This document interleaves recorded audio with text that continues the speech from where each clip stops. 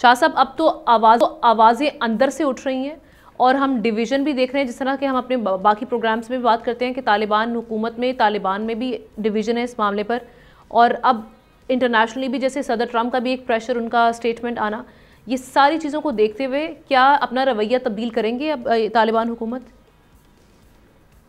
बहुत बहुत शुक्रिया आमना। देखें, सबसे जो सीरियस इशू है वो ये है कि अब तक तो हम ये आवाज़ उठाते रहे कि अफ़गानिस्तान की सरजमीन पाकिस्तान के ख़िलाफ़ इस्तेमाल हो रही है। अब तो बाकायदा जो अफ़गान जंगजू हैं वो ये फितना ख़वारिज जो दूषित दहशतगर्दों के साथ मिलकर पाकिस्तान के अंदर कार्रवाइयाँ कर रहे हैं। इस सिलसिले में 3-4 जगह पे जनाजे हुए हैं। वर्दक सूबा है, लोगर है, इसके अलावा पक्तिया है, खोस्त के अंदर तकरीबन 18 से 20 के करीब ये दहशतगर्द जो मारे गए थे पाकिस्तान के बॉर्डर पे हमला करते हुए, उनकी लाशें वापस गई और वहाँ पे एक कोहराम मचा हुआ है।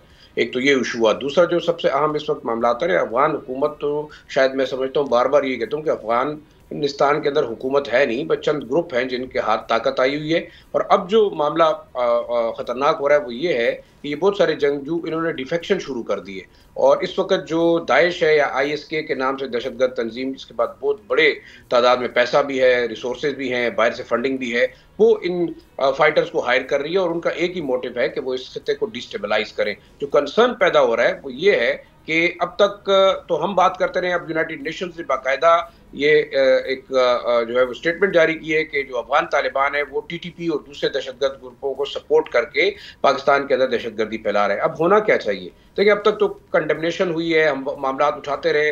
अब मेरे ख्याल से ये मामला इंटरनेशनल लेवल के ऊपर उठाया जाना चाहिए कि वो दहशतगर्द तंजीमें जिनके खिलाफ अमेरिका लड़ता रहा है वो अब एक बार फिर सर उठा रही हैं और वो पाकिस्तान की सिक्योरिटी को थ्रेट कर रही हैं। अब मेरे ख्याल में इंटरनेशनल कम्युनिटी को पाकिस्तान के साथ जाना चाहिए और अगर काबुल हुकूमत बातचीत और कंडेमनेशन और स्टेटमेंट से जो है ये मामला जो है वो नहीं मान रही, तो उनके खिलाफ एक प्रॉपर जो है इंटरनेशनल लेवल के ऊपर एक्शन होना चाहिए।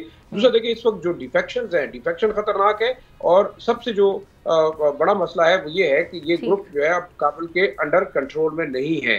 साथ साथ मैं ये भी बताता चलूं कि इस वक्त जो इंटरनली मामला आते हैं, असले की जो खरीदो फरोख्त शुरू हुई है ISK को, दूसरे दहशतगर्द ग्रुपों को, और बहुत सारे तालिबान कमांडर बाकायदा ये असला बेच रहे हैं। और उसकी वजह यह है कि अब उनको खतरा ये महसूस हो रहा है कि काबुल के अंदर जो मुल्ला हिबतुल्लाह की काबीना है वो ये असला वापस करने के लिए तैयार नहीं है और ये वाहिद माले गनीमत है जो बेचकर वो पैसा कमा रहे हैं और अपनी जंग को जो है वो फॉरवर्ड लेके जा रहे हैं। आखिरी जो एक चीज है वो ये है आमना, जो मैं बताता चलूं, वो ये है कि जो लोअर लेवल का फुट सोल्जर है उसकी जिंदगी बहुत मुश्किल है। हायर तालिबान हिरारकी जो है वो तो आराम से जिंदगी इंजॉय कर रही है, $1.93 बिलियन जो है वो सालाना अमेरिका से ले रहे हैं। और एक सवाल जो अहम उठा है इस वक्त वो ये है कि जिस हुकूमत के खिलाफ, जिस दहशतगर्दों के खिलाफ अमेरिका लड़ती रही है, आज वो उसके खिलाफ उठ खड़े हुए हैं। और ये एक सवाल उठाया जा रहा है कि काबुल के अंदर जो तालिबान है वो मुल्क के अंदर इस्लामी निजाम के लिए लड़ रहे थे, अब इस्लामी निजाम तो आ गया बकौल उनके, तो अब वो क्यों अपने दहशतगर्द भेज रहे हैं जो कि